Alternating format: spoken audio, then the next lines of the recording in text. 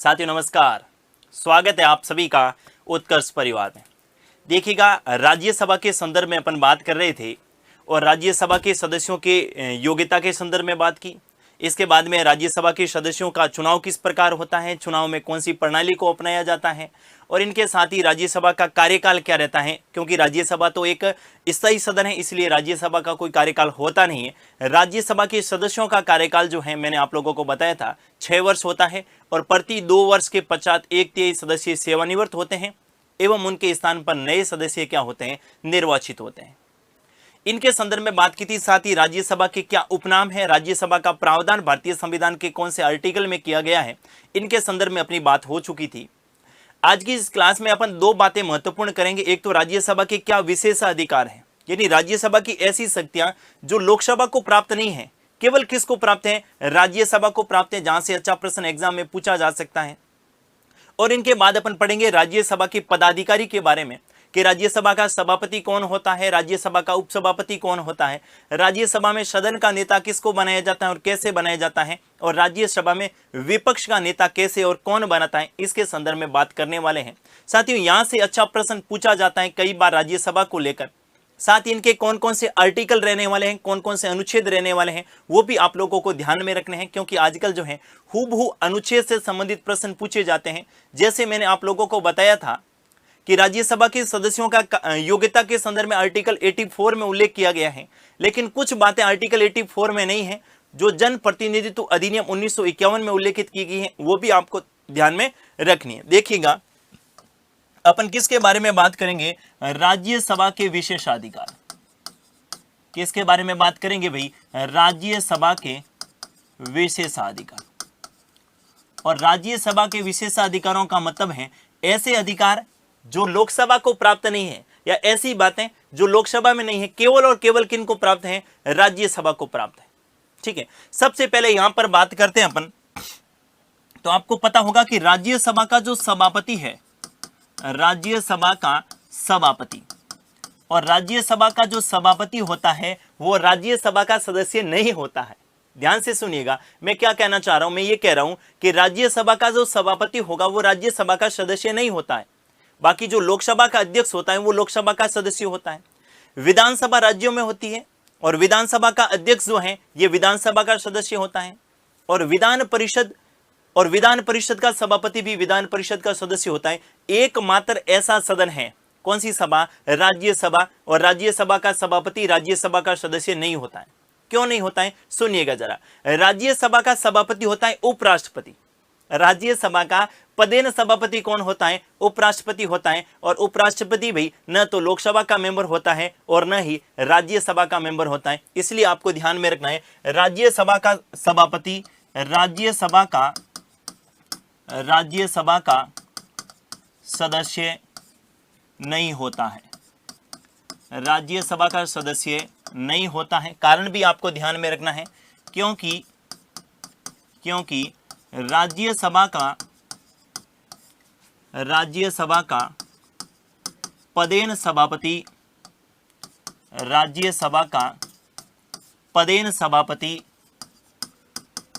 उपराष्ट्रपति होता है। पदेन सभापति उपराष्ट्रपति होता है जो किसी भी सदन का सदस्य नहीं होता है। किसी भी सदन का सदस्य नहीं होता है, ये आपको ध्यान में रखना है। ठीक है, इसके बाद दूसरी विशेषता के संदर्भ में अपन बात करें तो दूसरी आपको ध्यान में रखनी है विशेषाधिकार के संदर्भ में कि राज्यसभा स्थायी सदन है, अर्थात राज्यसभा का कोई कार्यकाल नहीं होता है। जबकि लोकसभा कैसा है? अस्थायी सदन है, अर्थात लोकसभा का कार्यकाल निश्चित होता है 5 वर्ष और लोकसभा को समय से पूर्व भी भंग किया जा सकता है। किनके द्वारा? राष्ट्रपति के द्वारा। लेकिन भाई राज्यसभा कभी भंग या विघटित नहीं होती है। यह भी अपने आप में क्या एक विशेषाधिकार। देखिए जरा, राज्यसभा एक स्थायी सदन है। राज्यसभा एक स्थायी सदन है जो कभी भी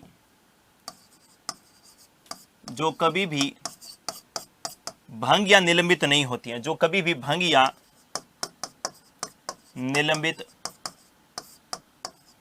नहीं होती है, जो कभी भी भंग या निलंबित नहीं होती है। यह भी बात आपको ध्यान में रखनी है। तीसरी बात सुनिएगा, तीसरी बात आप क्या ध्यान में रखेंगे, हमने जब आपातकाल के संदर्भ में बात की थी आर्टिकल 352 और आर्टिकल 356 और आर्टिकल 360, तीनों को आगे बढ़ाने के लिए संसद से क्या लेनी पड़ती थी, स्वीकृति लेनी पड़ती थी। जैसे राष्ट्रीय आपात यानी आर्टिकल 352 को आगे बढ़ाने के लिए संसद की स्वीकृति 1 माह के अंदर लेनी आवश्यक होती थी और वहां पर जो है विशेष बहुमत से स्वीकृति लेनी होती थी। राष्ट्रपति शासन की अवधि को शुरुआत में 2 माह के लिए लगाया जाता और 2 माह से आगे बढ़ाने के लिए संसद से स्वीकृति लेनी आवश्यक होती थी, जबकि वित्तीय आपात को 2 माह के बाद संसद की स्वीकृति लेनी आवश्यक होती थी। और संसद का मतलब है कि राज्यसभा और लोकसभा दोनों। साथियों, कई बार ऐसा होता है कि लोकसभा भंग होती है और देश में राष्ट्रीय आपात या फिर किसी राज्य में राष्ट्रपति शासन या वित्तीय आपात लागू हो, और ऐसी स्थिति में लोकसभा के भंग होने के बाद भी जो है आपातकाल को आगे बढ़ाने की शक्ति किसको प्रदान की गई है, राज्यसभा को। इसका मतलब क्या हुआ कि आपातकाल की अवधि को आगे बढ़ाने के लिए राज्यसभा को विशेषाधिकार है। अगर लोकसभा भंग है तो राज्यसभा जो है उनको अधिकार रहेगा और ये आपातकाल को बढ़ा सकता है। लेकिन जैसे ही लोकसभा का गठन होगा तो 30 दिन के भीतर लोकसभा से भी क्या लेनी पड़ेगी, स्वीकृति लेनी अनिवार्य होगी। तो ध्यान से सुनिएगा, आपातकाल की अवधि को बढ़ाने के समय, आपातकाल की अवधि को बढ़ाने के समय यदि लोकसभा भंग है, आपातकाल की अवधि को बढ़ाने के समय यदि लोकसभा भंग है तो राज्यसभा के द्वारा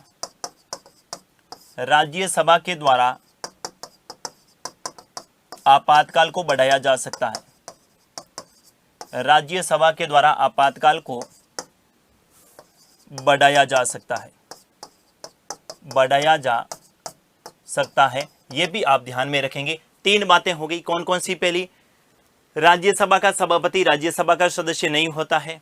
दूसरी, राज्यसभा की स्थायी सदन है जो कभी भंग नहीं होता है। और आपातकाल की अवधि को आगे बढ़ाने की शक्ति किसे प्रदान की गई है, अगर लोकसभा भंग है तो राज्यसभा के द्वारा बढ़ाई जा सकती है। तीसरी बात सुनिएगा, नंबर 4 पे आपको ध्यान में रखनी है। क्या ध्यान में रखेंगे कि उपराष्ट्रपति को हटाने के लिए, किनको हटाने के लिए, ध्यान से सुनिएगा, उपराष्ट्रपति को हटाने के लिए, उपराष्ट्रपति को हटाने के लिए, उपराष्ट्रपति को पद से हटाने के लिए, पद से हटाने के लिए पहले प्रस्ताव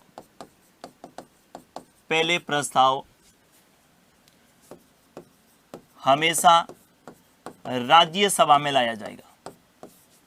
पहले प्रस्ताव हमेशा राज्यसभा में लाया जाएगा। ध्यान से सुनिएगा, मैं क्या कह रहा हूं कि उपराष्ट्रपति को हटाना है पद से तो पहले प्रस्ताव हमेशा राज्यसभा में लाया जाएगा। और इसका उल्लेख संविधान के कौन से अनुच्छेद में है, आर्टिकल आप ध्यान में रख सकते हैं, कौन सा, 67। क्यों? इसके पीछे कारण है क्योंकि उपराष्ट्रपति राज्यसभा का क्या होता है, पदेन सभापति होता है। इसीलिए उपराष्ट्रपति को हटाने के लिए पहले प्रस्ताव राज्यसभा में लाना आवश्यक होता है। जबकि राष्ट्रपति को हटाने के संदर्भ में अपने बात की थी तो राष्ट्रपति को हटाने के लिए संसद के किसी भी सदन में प्रस्ताव लाया जा सकता है, लोकसभा में भी और राज्यसभा में भी। लेकिन उपराष्ट्रपति को हटाना है तो पहले प्रस्ताव हमेशा कहां लाया जाएगा, राज्यसभा में। दूसरी बात आपको ध्यान में क्या रखनी है, राज्यसभा के तात्कालिक सदस्य संख्या, राज्यसभा के कौन से तात्कालिक सदस्य संख्या के बहुमत, राज्यसभा के तात्कालिक सदस्य संख्या के बहुमत के बाद में क्या करना होगा, लोकसभा से स्वीकृति लेनी होगी। लोकसभा से क्या लेनी होगी, स्वीकृति लेनी होगी। राज्यसभा से क्या करना होगा, तात्कालिक सदस्य संख्या का बहुमत, और उसके बाद में लोकसभा से क्या लेनी होगी, स्वीकृति लेनी होगी। साथियों, बार बार अपन कंफ्यूजन इस बात को लेकर हो जाते हैं कि कभी मैं बोल रहा हूं विशेष बहुमत, कभी मैं बोल रहा हूं तात्कालिक सदस्य संख्या का बहुमत, कभी मैं बोल रहा हूं बहुमत, कभी बोल रहा हूं कुल सदस्य संख्या का बहुमत। ये कुछ कंफ्यूजन भरे जो हैं ये बहुमत के संदर्भ में, तो मैं एक साथ क्लियर कर लेता हूं। मैं हमेशा कहता हूं कि पढ़ते समय ऐसे शब्द जिनको लेकर अपन बार बार कंफ्यूजन होता है तो उसको एक साथ में नोट्स बना दीजिएगा और एक साथ में पढ़ लीजिएगा कि साधारण बहुमत का क्या मतलब होता है, तात्कालिक सदस्य संख्या का क्या मतलब होता है, विशेष बहुमत का क्या मतलब होता है, इसके बाद में कुल सदस्यीय संख्या के विशेष बहुमत का क्या मतलब होता है, उपस्थित और मतदान में भाग लेने वाले सदस्य संख्या के विशेष बहुमत का क्या मतलब होता है। ये बार बार आएंगे आगे अपने पॉलिटी में, जो भी पढ़ेंगे कॉन्स्टिट्यूशन में, तो ये बहुमत वाला मामला जो है एक साथ में क्या कर लिया जाए, निपटा लिया जाए। ध्यान से सुनिएगा। सबसे पहले अपन बात करें किसकी, साधारण बहुमत। मैं यहां पर इसलिए नोट करवा रहा हूं, देखिएगा जरा, यहां पर इसलिए नोट करवा रहा हूं क्योंकि यहां से अच्छा प्रश्न पूछा जा सकता है। सबसे पहले साधारण बहुमत, किसके बारे में बात करें भाई, साधारण बहुमत। साधारण बहुमत का क्या मतलब होता है, ध्यान से सुनिएगा। साधारण बहुमत का मतलब होता है 50% प्लस 1। क्या मतलब होता है, 50% प्लस 1, बस ये ध्यान में रखिएगा। और 50% प्लस 1 का क्या मतलब है, संसद के दो सदन है, एक तो लोकसभा और दूसरी कौन सी सभा, राज्यसभा।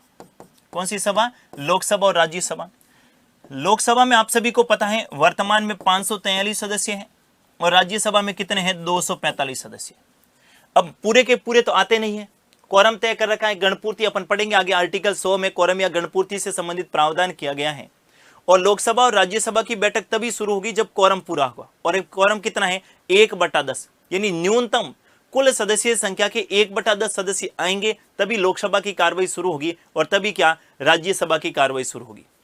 मान लेते हैं 543 में से आज कितने मेंबर आए, 400।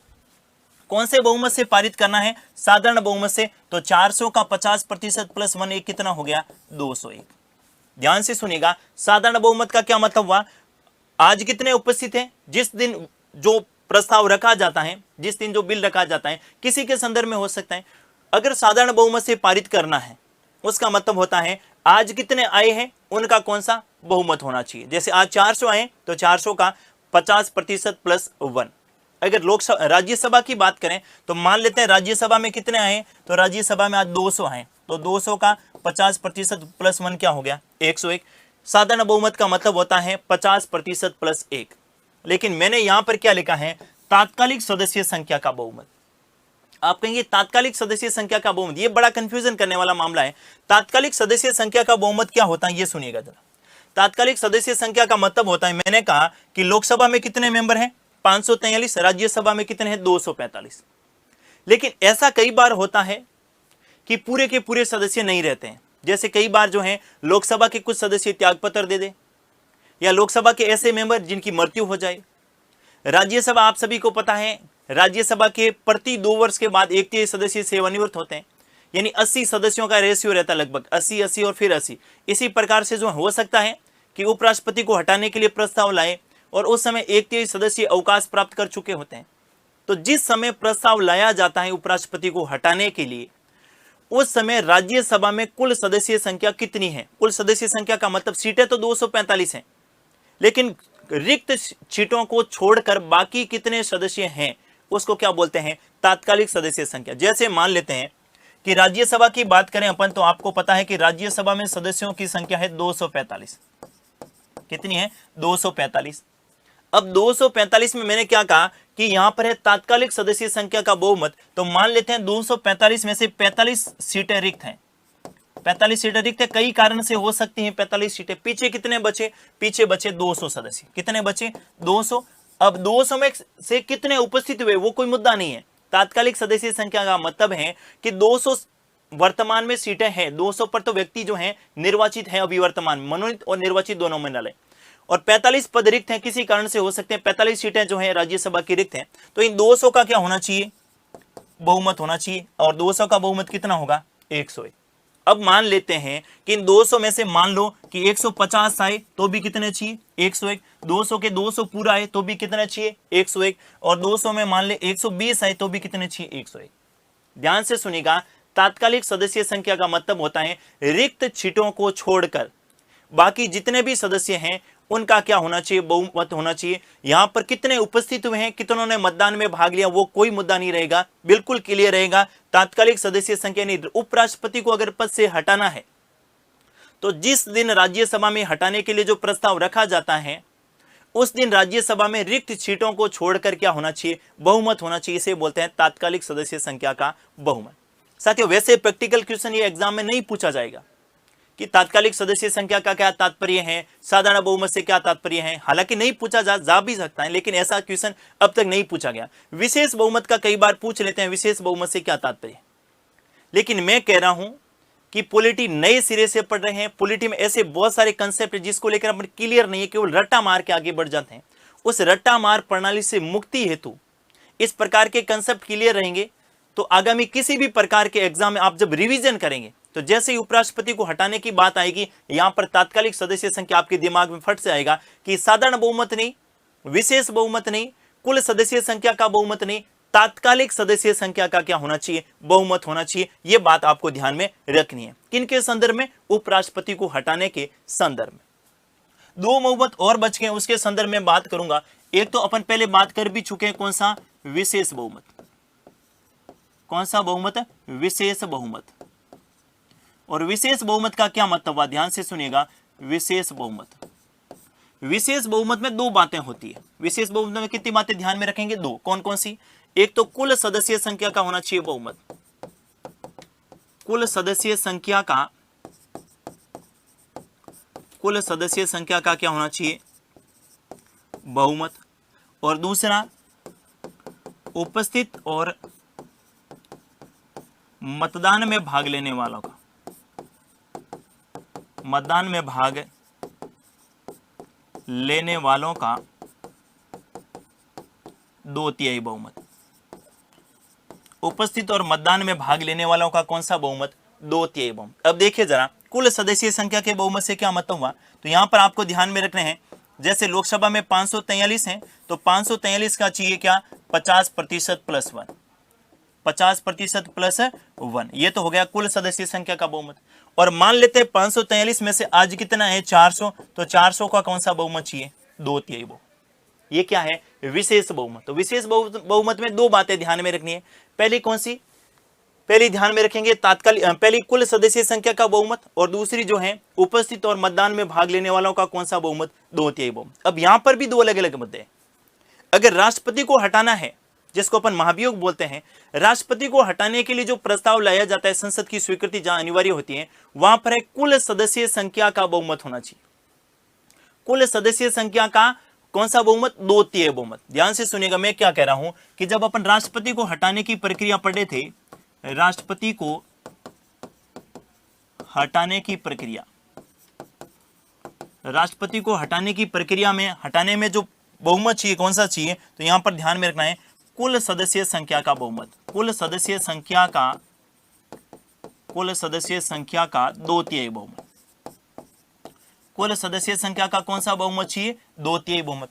वहीं अगर तुलनात्मक रूप से सुप्रीम कोर्ट, कौन सा कोर्ट, सर्वोच्च न्यायालय और उच्च न्यायालय के न्यायाधीशों को हटाना है, किनको, सर्वोच्च न्यायालय एवं उच्च न्यायालय के न्यायाधीशों को हटाना है, तो उनके लिए जो प्रस्ताव चाहिए वो है उपस्थित और मतदान में भाग लेने वालों का 2/3, उपस्थित और मतदान में भाग लेने वालों का 2/3। हालांकि जो है अपन जब पढ़ेंगे कौन सा, सुप्रीम कोर्ट और हाई कोर्ट पढ़ेंगे, उस समय मैं बताऊंगा वहां पर कि सुप्रीम कोर्ट के न्यायाधीशों को हटाने की प्रक्रिया राष्ट्रपति की महाभियोग प्रक्रिया से किस प्रकार भिन्न है, अर्थात मैं तुलनात्मक रूप से वहां पर बताने वाला हूं। लेकिन थोड़ा सा जब अपन बहुमत के बारे में बात कर रहे हैं तो यहां पर आप थोड़ा सा ध्यान में रखिएगा। मैं कह रहा हूं सारा खेल किनका, शब्दों का। अब देखिए जरा, यहां पर कुछ भी फर्क नहीं, एक शब्द का फर्क है। क्वेश्चन क्या पूछा जाएगा कि राष्ट्रपति को हटाने के लिए जब महाभियोग लाया जाता है, उनमें कौन से बहुमत की आवश्यकता होती है। राष्ट्रपति को हटाने के लिए जो महाभियोग लाया जाता है, उसमें कौन से बहुमत की आवश्यकता होती है। 4 विकल्प देंगे। पहला साधारण बहुमत, दूसरा विशेष बहुमत, तीसरा कुल सदस्य संख्या का 2/3 बहुमत, और तीसरा उपस्थित और मतदान में भाग लेने वाला को 2/3। अगर पता है तो ही कर पाएंगे। यहां पर तो क्या है, कुल सदस्य संख्या का 2/3 बहुमत। वही प्रश्न ये पूछे कि बताइएगा जरा, सुप्रीम कोर्ट और हाई कोर्ट को न्यायाधीशों को हटाने के लिए कौन से बहुमत की आवश्यकता है तो यहां पर भी 2/3 और यहां पर भी 2/3, लेकिन यहां पर क्या फर्क है, उपस्थित और मतदान में भाग लेने वालों का कौन सा बहुमत है, 2/3 बहुमत। जिस दिन इस बारीकी के साथ आप लोगों ने पढ़ना शुरू कर दिया तो दुनिया की कोई भी ताकत हमें एग्जाम में सफल होने से नहीं रोकेगी। बस यही बात मैं आप लोगों के बीच में करने आया हूं कि आपको किस प्रकार पढ़ना है, किस लेवल तक जाकर पढ़ना है, वो सबसे बड़ा मुद्दा है। अपन क्या करते हैं, सामान्यतः पढ़ तो खूब लेते हैं, लेकिन जब तक अपने को तुलनात्मक रूप से नहीं पढ़ते, एक दूसरे में कंपैरिजन करके नहीं पढ़ते, एक दूसरे में फर्क जानते नहीं है, तब तक जो है वहां एग्जाम में विकल्प आते हैं तो अपन विकल्पों को लेकर कंफ्यूज हो जाते हैं और आते हुए प्रश्न अच्छी मेहनत की हुई 2-4 ऐसे गलत प्रश्न करके आ जाते हैं जिसकी खामियाजा जो है हमें परीक्षा के परिणाम में भुगतना पड़ता है। और पॉइंट 1, 1 नंबर, 2 नंबर, 3 नंबर से जब परीक्षा में विफल रह जाते हैं, असफल हो जाते हैं, तो जीवन भर इस बात का पश्चाताप रहता है कि काश उस दिन थोड़ा सा अलग पढ़ लेते, थोड़ा सा बारीकी से पढ़ लेते, ये जान लेते कि बहुमत में 4-5 अलग अलग प्रकार क्या होते हैं। मैं कह रहा हूं सारा खेल किनका है, लैंग्वेज का है। सारा खेल किनका है, लैंग्वेज का है। जिस दिन आपने शब्दों को पकड़ना शुरू कर दिया, मैं कह रहा हूं रट्टा नहीं मारना है, बस शब्दों को पकड़ने का प्रयास कीजिएगा। और जिस दिन शब्दों को पकड़ने की बारीकी आपने सीख ली, उस दिन कोई सा भी सब्जेक्ट हो, कोई सा भी सब्जेक्ट हो, और जिस दिन आपने इस प्रकार से पढ़ना शुरू कर दिया, अपन सबसे बेहतर करेंगे। बस इसी बात को ध्यान में रखना है। देखिए जरा, अपन बात कर रहे थे किसके संदर्भ में, राज्यसभा के विषय से। मैंने ये बीच में इसलिए बताया, बाकी मैं आगे बढ़ सकता था, लेकिन मुझे पता है कि ये कंफ्यूजन करने वाले बात है, तो इसको पहले क्लियर करना बेहद ज्यादा क्या है, आवश्यक है। देखिएगा, मैंने कहा उपराष्ट्रपति को हटाने के लिए पहले प्रस्ताव हमेशा क्या लाया जाएगा, राज्यसभा। अपन क्या पढ़ रहे हैं, राज्यसभा के विशेषाधिकारों के बारे में पढ़ रहे हैं। अगला देखिए जरा, नेक्स्ट आर्टिकल आपको ध्यान में रखना है 249। कौन सा ध्यान में रखेंगे, आर्टिकल 249। क्या है आर्टिकल 249 में, ध्यान से सुनिएगा। भारतीय संविधान की 7वीं अनुसूची हम सब ने पढ़ी है, 7 शेड्यूल, जिसमें विषयों को 3 भागों में बांट रखा है। कितने भागों में, 3 विषय में, 3 भागों में। कौन कौन सी, एक तो है भाई संघ सूची, दूसरी कौन सी है, राज्य सूची, और तीसरी कौन सी है, समवर्ती सूची। कौन कौन सी, संघ सूची, राज्य सूची और समवर्ती सूची। संघ सूची में जो विषय हैं इन पर कानून किनके द्वारा बनाए जाते हैं, संसद के द्वारा। राज्य सूची में जो विषय इन पे कानून किनके द्वारा बनाए जाते हैं, राज्यों के द्वारा, और राज्य में क्या होती है, विधानमंडल। और समवर्ती सूची में जो विषय इन पर कानून संसद भी बना सकती है, और इन पर कानून जो है ये राज्य की विधानमंडल के द्वारा भी बनाया जा सकता है। क्लियर है ना बात। इस बात को अपने पढ़ा था कि राज्य सूची में जो भी विषय हैं उन विषयों पर कानून किनके द्वारा बनाया जाएगा, तो राज्य सूची में जो भी विषय उन पर कानून राज्य की विधानमंडल के द्वारा बनाया जाएगा। लेकिन आर्टिकल 249 क्या कह रहा है कि राज्य सूची का ऐसा विषय, राज्य सूची का ऐसा विषय जो राष्ट्रीय महत्व का है, राज्य सूची का ऐसा विषय जो किससे संबंधित है, राष्ट्रीय महत्व। हालांकि है तो विषय कौन सी सूची का, राज्य सूची का, लेकिन कैसा है, राष्ट्रीय महत्व का है। उस विषय पर कानून बनाने की शक्ति, उस विषय पर कानून बनाने की शक्ति संसद को सौंपी जा सकती है, संसद को सौंपी जा सकती है। किनको सौंपी जा सकती है, संसद को सौंपी जा सकती है, अगर प्रस्ताव पहले राज्यसभा में लाया जाए, पहले राज्यसभा में लाया जाए एवं राज्यसभा उसे विशेष बहुमत से पारित कर दे। राज्यसभा उसे कौन से बहुमत से पारित कर दे, विशेष बहुमत से पारित कर दे। यहां पर 2 अच्छे प्रश्न बनेंगे। पहला, राज्य सूची के विषय पर संसद के द्वारा कानून बनाया जा सकता है, लेकिन अगर विषय किससे संबंधित है, राष्ट्रीय महत्व से संबंधित, यानी राज्य सूची का ऐसा विषय जो राष्ट्रीय महत्व से संबंधित है, ऐसे विषय पर कानून बनाने की शक्ति संसद को सौंपी जा सकती है, लेकिन इनके लिए पहले प्रस्ताव हमेशा कहां लाना पड़ेगा, राज्यसभा में लाना पड़ेगा। पहले प्रस्ताव हमेशा कहां लाना पड़ेगा, राज्यसभा में। आप कहेंगे राज्यसभा को यह अधिकार क्यों दिया गया, इसके पीछे कारण भी सुन लीजिएगा। मैंने शुरुआत में भी कहा था, मैंने कहा राज्यसभा राज्यों का प्रतिनिधित्व करती है और राज्य की विधानमंडल जो है, राज्य की विधानसभा के सदस्य राज्यसभा के सदस्यों के चुनाव में भाग लेते हैं। इसीलिए राज्य के संदर्भ में कोई भी ऐसा कार्य जो विधानमंडल से संबंधित हो, उनको लेकर अगर संसद में किसी प्रकार का डिस्कस करना है तो पहले प्रस्ताव राज्यसभा में लाया जाएगा। और जब कानून बनाने की शक्ति आ रही है कि भाई राज्य सूची का विषय, जैसे पुलिस राज्य सूची का विषय, पुलिस किसके नियंत्रण में रहती है? राज्य सूची यानी राज्य के नियंत्रण में रहती है। लेकिन पुलिस को लेकर धार्मिक आधार पर इस प्रकार की कोई बातें होने लगी राज्य में, जैसे धर्म के आधार पर वहां पर बंटवारा हो रहे हैं, किसी धर्म विशेष को टारगेट किया जा रहा है, यानी राज्य कर सकता है ऐसा? ऐसा अगर हो तो राज्यसभा पहले प्रस्ताव लाएगी, राज्यसभा प्रस्ताव लाकर उस को 2/3 बहुमत से पारित करेगी, और उसके बाद उस विषय पर जो राष्ट्रीय महत्व का विषय है उस विषय पर कानून बनाने की शक्ति किसको मिल जाएगी? संसद को मिल जाएगी। यह भी राज्यसभा का क्या है? विशेषाधिकार है। अगला विशेषाधिकार आपको ध्यान में रखना है आर्टिकल 312।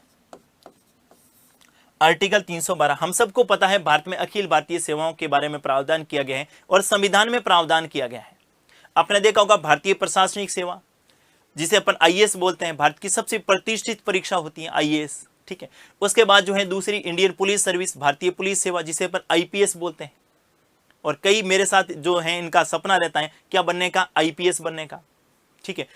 इसके बाद तीसरी जो रहती है वो रहती है IFS, Indian forest service, Indian forest service, जिसे अपन बोलते हैं भारतीय वन सेवा, आईएफएस। पहले इनका नाम हुआ करता था स्वतंत्रता से पूर्व आईसीएस। इसके बाद जैसे ही संविधान लागू हुआ तो अपने भारतीय संविधान का इसका प्रावधान किया गया, और इनके लिए आर्टिकल 315 के तहत जो है इनकी परीक्षाओं के आयोजन के लिए यूपीएससी संघ लोक सेवा आयोग का गठन हुआ, और प्रत्येक राज्य में राज्य लोक सेवा आयोग से संबंधित प्रावधान किया गया, और यहां तक कि 2 राज्यों के लिए संयुक्त लोक सेवा आयोग जैसे प्रावधान भी आर्टिकल 315 में किए गए। लेकिन मैं यहां पर क्या बात कर रहा हूं? आर्टिकल 315 आपको ध्यान में रखना। क्या लिखा गया 315 में? कि भारत में अगर नई अखिल भारतीय सेवा का सृजन करना, अगर नई अखिल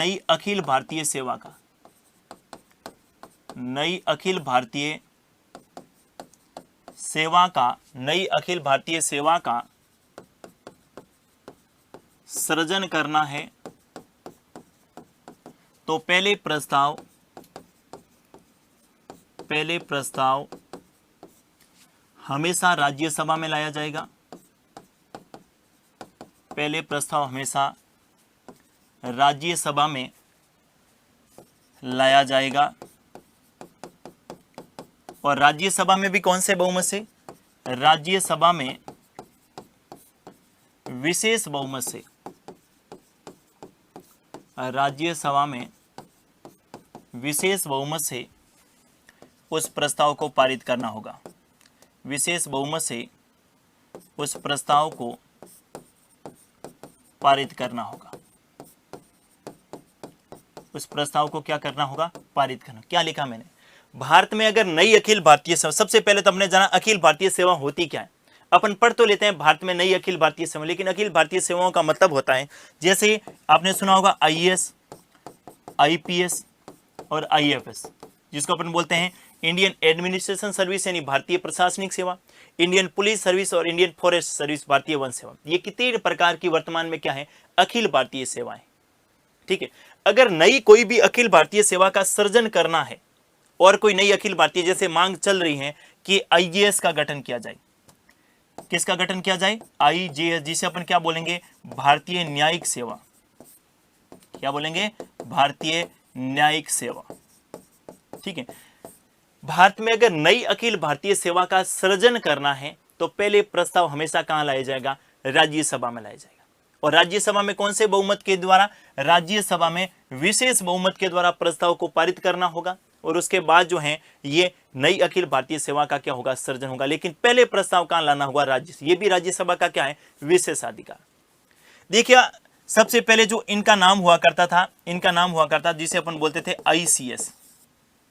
जैसे ही संविधान लागू हुआ तो संविधान लागू होने के बाद 2 प्रकार की अखिल भारतीय सेवाएं रखी गई। कौन कौन सी? आईएएस और दूसरी कौन सी? आईपीएस। 1966 में, कब? 1966 में किसका गठन हुआ? आईएफएस का, जिसे अपन क्या बोलते हैं? भारतीय वन सेवा। किसका गठन हुआ? आईएफएस, जिसे अपन क्या बोलते हैं? भारतीय वन सेवा। गठन कब हुआ? 1966 में। अब इसका गठन करने के लिए पहले प्रस्ताव कहां लाया गया? राज्यसभा में लाया गया, क्योंकि कौन से आर्टिकल में लिखा है?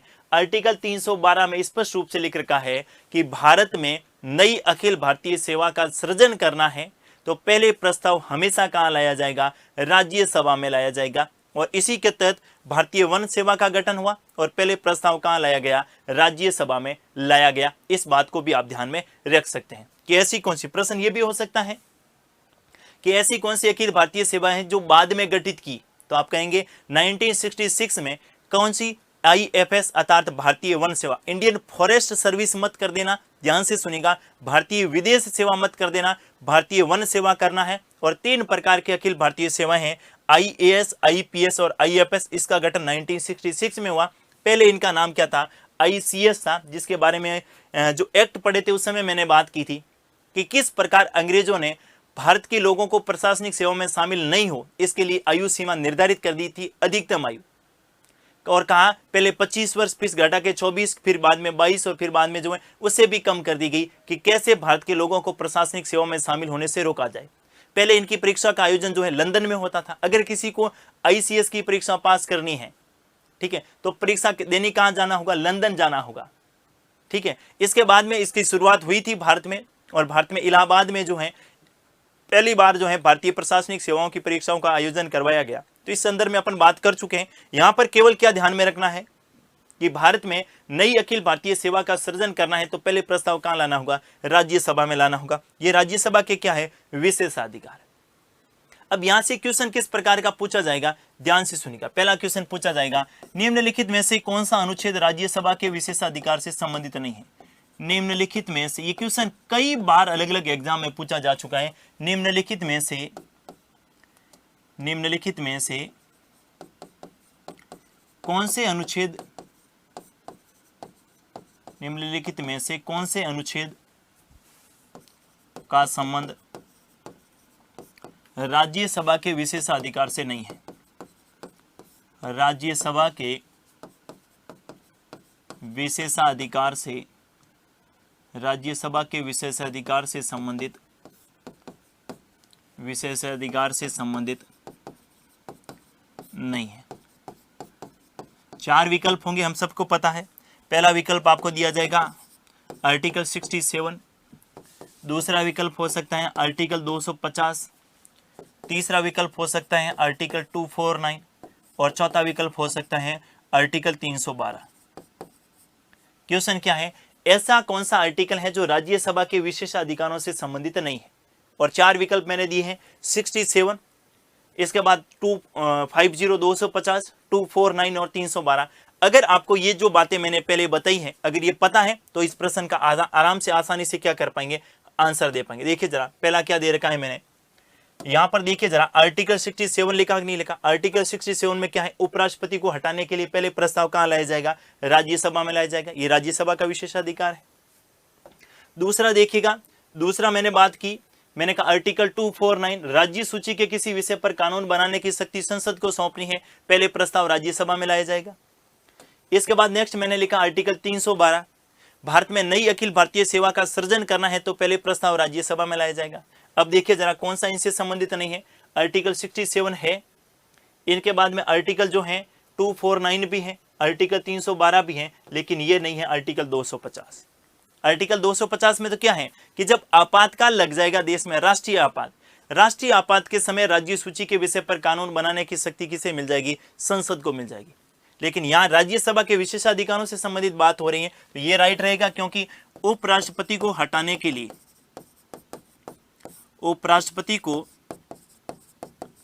हटाने हेतु पहले प्रस्ताव राज्यसभा में,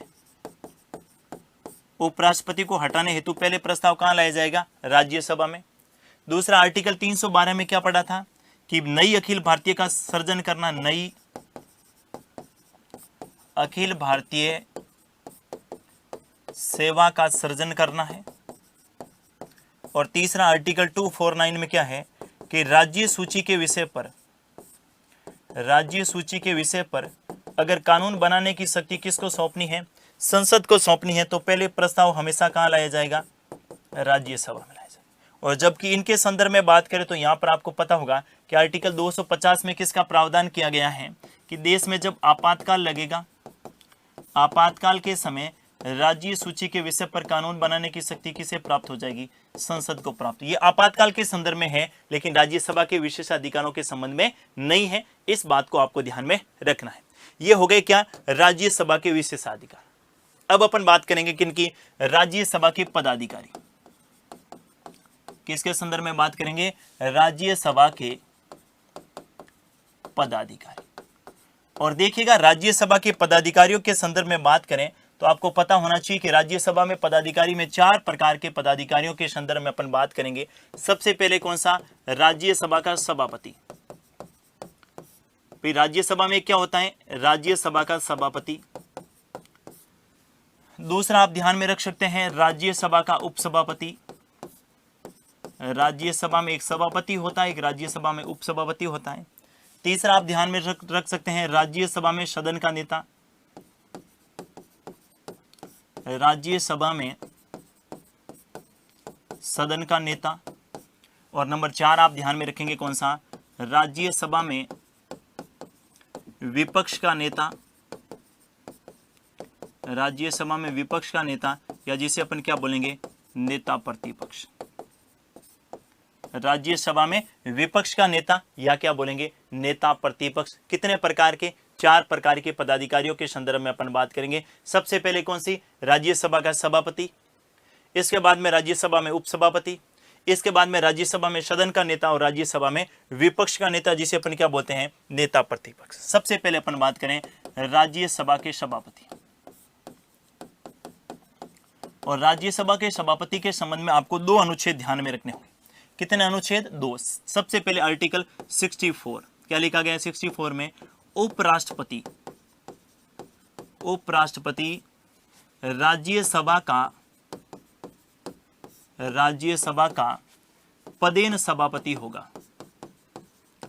उपराष्ट्रपति राज्यसभा का क्या होगा? पदेन सभापति होगा। ये बात कौन से आर्टिकल में लिखी गई है? 64 में। अब बात आती है कि ये पदेन क्या होता है। मैं कह रहा हूं ना, शब्दों से परिचित होना बेहद ज्यादा आवश्यक है। अब पदेन क्या होता है? पदेन का मतलब होता है एक पद धारण करते ही दूसरा पद जब अपने आप प्राप्त हो जाता है तो दूसरे वाला पद क्या कहलाता है? पदेन कहलाता है। वापस से रिपीट करना, एक पद धारण करते ही दूसरा वाला पद जब अपने आप प्राप्त हो जाता है तो दूसरे वाला पद क्या कहलाता है? पदेन कहलाता है। जैसे निर्वाचन तो किसके संबंध में हुआ था? उपराष्ट्रपति के। लेकिन आर्टिकल 64 में क्या लिख लिया गया कि उपराष्ट्रपति जो हैं ये राज्यसभा का पदेन सभापति होगा। अर्थात जो भी भारत का उपराष्ट्रपति होगा वो राज्यसभा का क्या होगा? पदेन सभापति होगा। अर्थात उसे राज्यसभा के सभापति के रूप में क्या करना होगा? कार्य करना होगा। जैसे मैं और बताऊं एग्जांपल, जो भी देश का प्रधानमंत्री होगा वो नीति आयोग का पदेन अध्यक्ष होगा। जो भी देश का प्रधानमंत्री होगा वो नीति आयोग का क्या होगा? पदेन अध्यक्ष होगा। तो पहला आर्टिकल कौन सा ध्यान में रखेंगे? 64। दूसरा देखिए, दूसरा आर्टिकल 89। और 89 में क्या लिखा है? राज्यसभा के सभापति के रूप में, राज्यसभा के सभापति के रूप में, राज्यसभा के सभापति के रूप में उपराष्ट्रपति के कार्य, या राज्यसभा के सभापति के कार्य, राज्यसभा के सभापति के कार्य। अर्थात राज्यसभा का सभापति क्या क्या कार्य करेगा, इनके संदर्भ में कौन सा आर्टिकल है? आर्टिकल 89। तो दोनों अनुच्छेद आपको ध्यान में रखने पड़ेंगे। अगर प्रश्न पूछे कि भारतीय संविधान के कौन से अनुच्छेद में प्रावधान किया गया है कि उपराष्ट्रपति राज्यसभा का पदेन सभापति होगा, आर्टिकल 64 करेंगे। और भारतीय संविधान के कौन से अनुच्छेद में राज्यसभा के सभापति के कार्यों के संदर्भ में प्रावधान किया गया है, या उपराष्ट्रपति राज्यसभा के सभापति के रूप में क्या क्या कार्य करेंगे, इनका प्रावधान कौन से आर्टिकल में किया गया है? आर्टिकल कौन सा? 89। क्लियर है बात? तो यहां पर अपन सभापति के संदर्भ में बात करें तो ध्यान में रखना है, जो भी भारत का उपराष्ट्रपति होगा, जो भी भारत का क्या होगा? उपराष्ट्रपति होगा, वो राज्यसभा का सभापति होगा। राज्यसभा का क्या होगा? सभापति होगा। वो राज्यसभा का क्या होगा? सभापति होगा। यानी जो भी भारत का उपराष्ट्रपति होगा वो राज्यसभा का क्या होगा? सभापति होता। अब बात करें कि राज्यसभा का सभापति क्या कार्य करता है, देखिए जरा। सबसे पहले राज्यसभा की कार्रवाइयों को संचालित करना, राज्यसभा की कार्रवाइयों को संचालित करना, राज्यसभा की कार्रवाइयों को क्या करना, संचालित करना। आप सभी को पता है कि राज्यसभा में जब सदन चलता है उस समय कार्यों को संचालित करना, मतलब राज्यसभा का कौन सा सदस्य किस समय बोलेगा, उनको लेकर कानून निर्माण, यानी सभापति के रूप में कार्य करना। सभापति के रूप में जो भी कार्य रहते हैं, आप लोगों ने देखा होगा कि जब भी राज्यसभा का सत्र चलता है तो यहाँ पर कौन बैठा रहता है, सभापति, और इनका पूरा नियंत्रण रहता है किन पर, ये जो मेंबर बैठे रहते हैं सामने, इन पर। तो जब भी राज्यसभा की जो अपन बात करें, राज्यसभा में सदन चलेगा उस समय राज्यसभा की कार्रवाइयों का संचालन किनके द्वारा किया जाएगा, राज्यसभा के सभापति के द्वारा किया जाएगा। दूसरा आप ध्यान में रखना है, राज्यसभा के सदस्यों के बैठने हेतु, राज्यसभा के सदस्यों के बैठने हेतु स्थानों का निर्धारण करना, स्थानों का क्या करना, निर्धारण करना। ऐसा नहीं है कि जहां मर्जी हुई वैसे बैठ गए, क्लासरूम में बैठते ना कि अच्छा तू आज पहले है, तू आगे की सीट पे बैठा, मैं लेट है तो मेरी पीछे, ऐसा नहीं है। राज्यसभा के सदस्य कहां बैठेंगे, इसके लिए सीटिंग की क्या व्यवस्था रहेगी, ये कौन संभालता है, राज्यसभा का सभापति। अर्थात राज्यसभा के सदस्यों के बैठने के लिए स्थानों का आवंटन करना।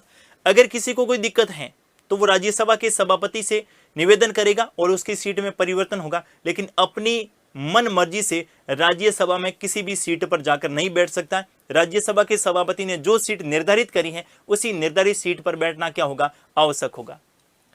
अगली ध्यान में रखते हैं, देखिए जरा, अगर कोई राज्यसभा का सदस्य, अगर कोई राज्यसभा का सदस्य, राज्यसभा का सदस्य राज्यसभा की कार्रवाई में, राज्यसभा की कार्रवाई में बार बार विघ्न उत्पन्न करे, बार बार विघ्न उत्पन्न करे, बार बार विघ्न उत्पन्न करे, तो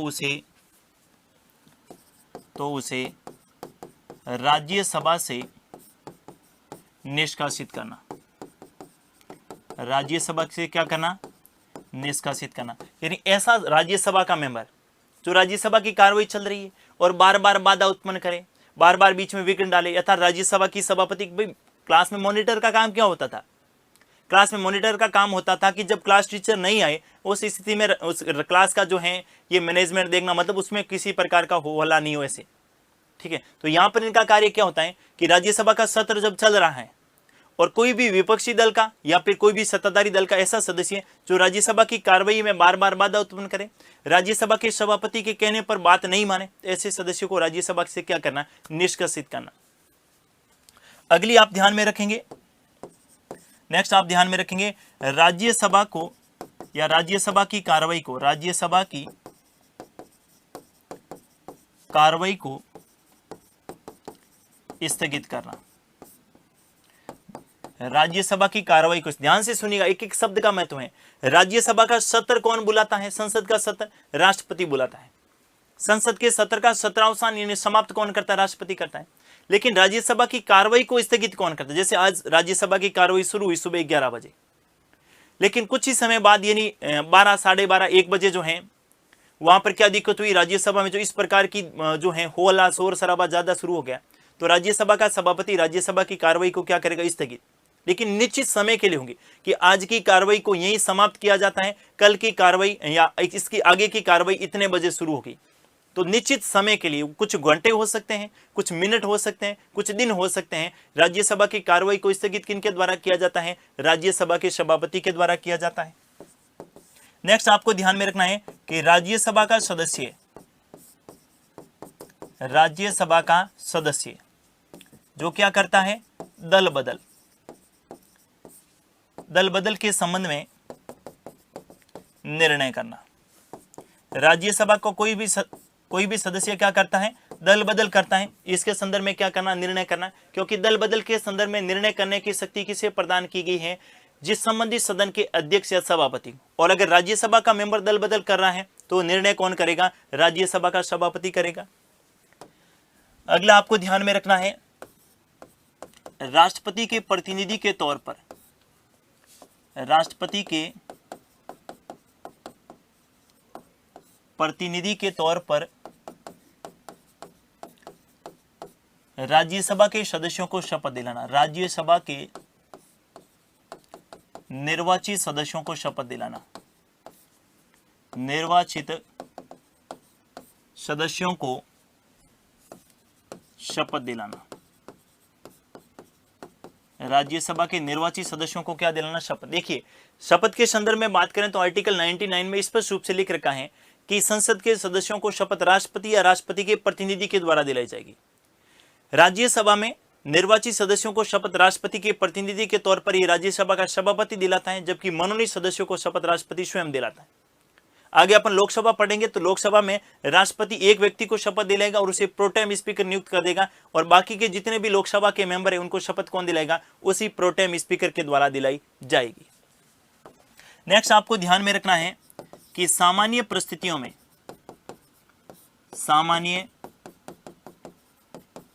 सामान्य परिस्थितियों में राज्यसभा के सभापति को,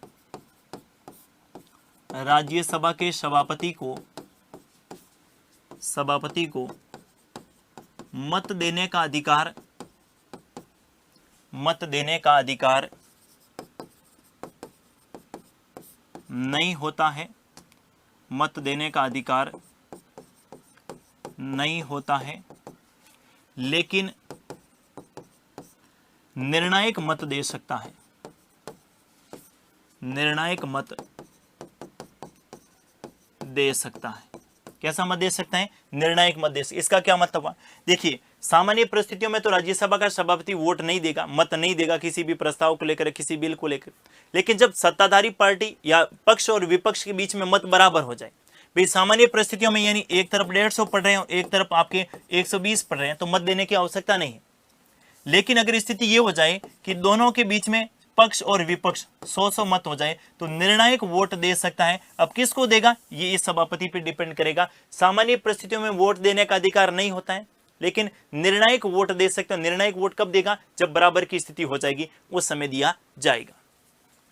नेक्स्ट आपको ध्यान में रखना है कि राज्यसभा के प्रथम सभापति, राज्यसभा के प्रथम सभापति, राज्यसभा के प्रथम सभापति, और राज्यसभा के प्रथम सभापति कौन थे, जो भारत के उपराष्ट्रपति थे। और भारत के प्रथम उपराष्ट्रपति कौन थे, सर्वपल्ली राधाकृष्णन। तो राज्यसभा के सभापति भी कौन हुए, सर्वपल्ली राधाकृष्णन। अब ये है ना, रट्टा मारने का नहीं है, ये रट्टा मारने का नहीं है। अगर आपको कंसेप्ट क्लियर है कि भी जो राज्यसभा का सभापति वही होगा जो उपराष्ट्रपति होगा, तो अपन अलग से नहीं पढ़ना है कि उपराष्ट्रपति कौन था और सभापति कौन था। बस अपने को यह ध्यान में रखना है कि प्रथम उपसभापति, प्रथम जो है उपराष्ट्रपति कौन था, सर्वपल्ली राधाकृष्णन। तो सर्वपल्ली राधाकृष्णन हुए क्या हुए, यहां पर क्या हुए, राज्यसभा के सभापति। और वर्तमान की बात करें तो आपको ध्यान में रखना है वर्तमान राज्यसभा सभापति। अब बताओ जरा वर्तमान में कौन है, वर्तमान राज्यसभा के सभापति। और जिनको पता है कि वर्तमान में सभापति कौन है, तो जिनको उपराष्ट्रपति पता है उनको ये भी पता रहेगा, अर्थात कौन है, वेंकैया नायडू। और वेंकैया नायडू क्या है, वर्तमान में राज्यसभा के क्या है, सभापति। ठीक है, और वर्तमान में उपराष्ट्रपति भी कौन है, वेंकैया नायडू जी। अब बात करें, देखिएगा यहां से अच्छा प्रश्न ये पूछा जा सकता है, इनकी शपथ होती है कि नहीं होती। तो ध्यान से सुनिएगा, राज्यसभा के सभापति, राज्यसभा के उपसभापति, लोकसभा के अध्यक्ष, लोकसभा के उपाध्यक्ष, विधानसभा के अध्यक्ष और विधानसभा के उपाध्यक्ष की कोई शपथ नहीं होती है। तो यहां पर आप ध्यान में रखेंगे कि राज्यसभा के सभापति की कोई शपथ नहीं होती है। राज्यसभा के सभापति की कोई शपथ नहीं होती है, कोई शपथ नहीं होती है। अब देखिए जरा प्रश्न ये पूछे कि बताइए राज्यसभा के सभापति को कैसे हटाया जाएगा। अरे मेरे भाई, जब उपराष्ट्रपति को हटाने की प्रक्रिया पता है तो इसमें भी पता होगी। ठीक है, क्योंकि एक ही तो व्यक्ति है, व्यक्ति एक ही ना, दो पद है उनके पास, उपराष्ट्रपति, और उपराष्ट्रपति का कोई कार्य भारत में है ही नहीं। अब ऐसे ठाले व्यक्ति को तो कैसे जो वेतन दे, इसीलिए उपराष्ट्रपति का कोई वेतन भी नहीं होता है। उपराष्ट्रपति को वेतन भी किसके रूप में मिलता है, राज्यसभा के सभापति के रूप में। यह भी आप ध्यान में रख सकते हैं कि उपराष्ट्रपति को वेतन उपराष्ट्रपति को वेतन किसके रूप में मिलता है? राज्यसभा के सभापति के रूप में। राज्यसभा के सभापति के रूप में उपराष्ट्रपति को वेतन किसके रूप में मिलेगा? राज्यसभा के सभापति के रूप में मिलेगा। तो इनको हटाने के संदर्भ में भी आप ध्यान में रख सकते हैं। हटाने के संदर्भ में भी जो है क्या ध्यान में रखेंगे कि हटाने के संदर्भ में जो जैसे उपराष्ट्रपति को हटाया जाएगा, तो जैसे उपराष्ट्रपति हटेगा यानी आर्टिकल 67 में भले उपराष्ट्रपति की बात कर लें और भले किनकी कर लें, राज्यसभा के सभापति की बात कर लें, दोनों एक ही हैं, अलग अलग नहीं है। इस बात को जरूर ध्यान में रखिएगा। भले किनको हटाना है, उपराष्ट्रपति को हटाना है या भले राज्यसभा के सभापति को हटाना है, जहां से लेकर अच्छा प्रश्न पूछा जा सकता है। क्लियर है बात? ठीक है, क्योंकि एक ही व्यक्ति है, जब उपराष्ट्रपति हटेगा तो ये तो अपने आप ही हट जाएगा। तो यहां पर कंफ्यूजन नहीं होना है। जैसे प्रश्न ये पूछे कि बताइएगा उपराष्ट्रपति को राज्यसभा के सभापति को कैसे हटाया जाएगा, तो वहां पर नहीं सोचना है कि राज्यसभा के सभापति को हटाने की प्रक्रिया तो हमने पढ़ी नहीं। अरे भाई उपराष्ट्रपति की पढ़ी है ना, तो फिर कोई दिक्कत ही नहीं है। आर्टिकल 67 में लिखा है कि उपराष्ट्रपति को हटाने के लिए पहले प्रस्ताव राज्यसभा में लाया जाएगा और राज्यसभा के तात्कालिक सदस्य संख्या की बहुमत के बाद लोकसभा की स्वीकृति मिलते ही उनको पद से हटा हुआ मान लिया जाएगा। कोई दिक्कत ही नहीं है। किसके संदर्भ में प्रश्न पूछे वो उस पर डिपेंड है। ध्यान से सुनिएगा, उपराष्ट्रपति का पूछे तो भी आर्टिकल 67 में हटाने की प्रक्रिया है और राज्यसभा के सभापति की पूछे तो भी 67 में हटाने की प्रक्रिया है, क्योंकि दोनों व्यक्ति एक ही हैं, पद क्या है अलग अलग है। क्लियर? दूसरा देखते हैं, बात करें राज्यसभा का उपसभापति। राज्यसभा का उपसभापति। अब देखिए जरा, राज्यसभा के उपसभापति के संदर्भ में बात करें तो यहां पर आप राज्यसभा के उपसभापति के संदर्भ में ध्यान में रखेंगे, उपसभापति किसे बनाया जाता? सबसे पहली बात, सभापति में तो बनाने की कोई आवश्यकता थी नहीं, उपराष्ट्रपति था, वही राज्यसभा का सभापति था। यहां पर थोड़ा सा आपको यह ध्यान में रखना है, राज्यसभा के सदस्य अपने में से ही बहुमत के आधार पर राज्यसभा के उपसभापति को चुनते हैं। ध्यान से सुनिएगा, राज्यसभा के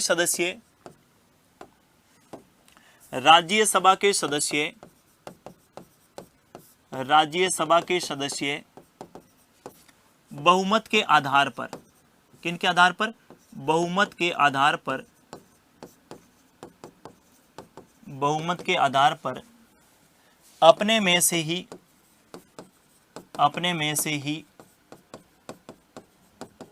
राज्यसभा के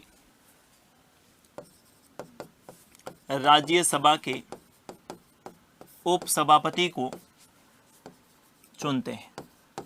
अर्थात राज्यसभा का उपसभापति क्या होगा? राज्यसभा का मेंबर होगा। आर्टिकल ध्यान में रख सकते हैं, आर्टिकल 89 में राज्यसभा के सभापति और उपसभापति दोनों के संदर्भ में बात की गई है, जबकि आर्टिकल 90 में उपसभापति का पद कैसे रिक्त होगा इसके संदर्भ में बात की। ध्यान से सुनिएगा, मैंने क्या कहा, राज्यसभा का उपसभापति किसे बनाया जाएगा?